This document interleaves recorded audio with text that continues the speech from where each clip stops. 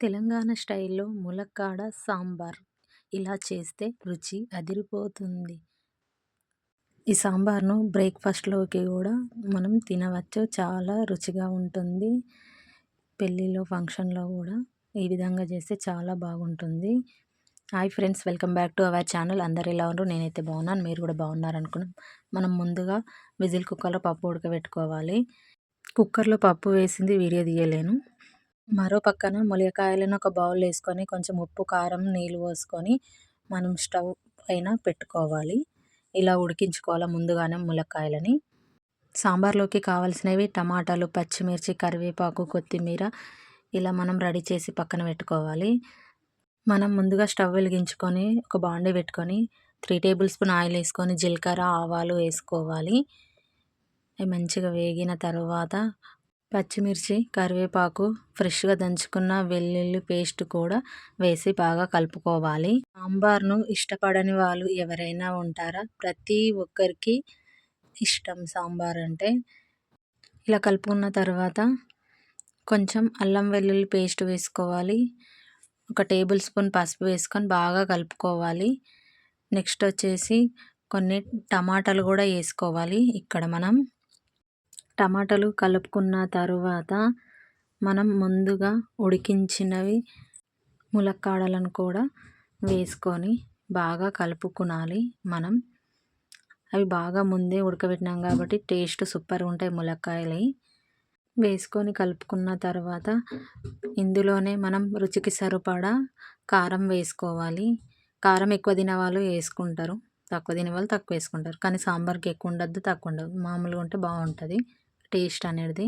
నేను మాత్రం 1 table spoon వేసుకున్నా అంతే. నెక్స్ట్ ఇవి ఉడికిన తర్వాత మనం చింతపండు రసం వేసుకోవాలి. నేను వీడియోలో చూపిస్తున్న విధంగా చింతపండు రసం వేసుకొని మంచిగా మనం కలుపుకోవాలి సాంబార్ అనేది.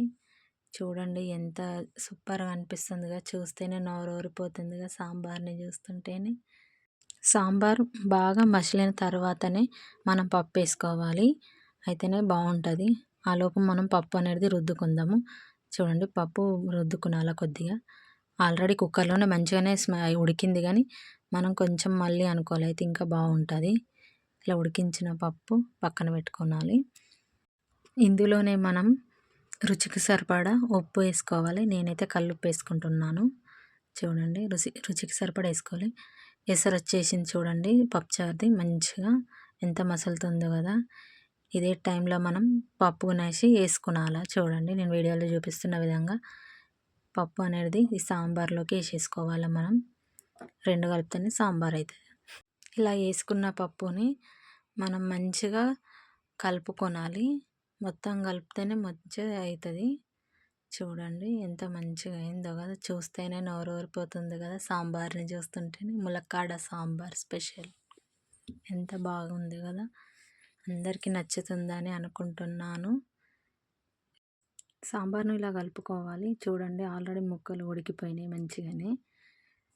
లాస్ట్లో మనం కొంచెం కొత్తిమీర వేసి ఇంకా కొద్దిసేపు మరగబెట్టుకోవాలి. సాంబార్ ఎంతసేపు మరిగితే అంత టేస్ట్ వస్తుంది.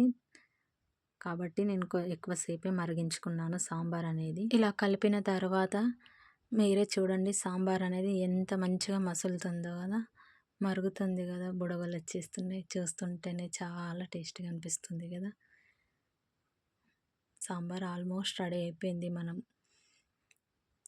ఇక చివర్లో మనమైతే కొంచెం ధనియాల పొడి వేసుకోవాలి. సాంబార్ మసాలా ఉన్నవాళ్ళు సాంబార్ మసాలా కూడా వేసుకోవచ్చు. ఎంతో రుచికరమైన సాంబార్ రెడీ. మీకు కనుక నా వీడియో నచ్చినట్లయితే సబ్స్క్రైబ్ చేయండి, లైక్ చేయండి, షేర్ చేయండి, కామెంట్ చేయండి. మరిన్ని వీడియోస్ కోసం వెయిట్ చేయండి. Okay, thank you friends.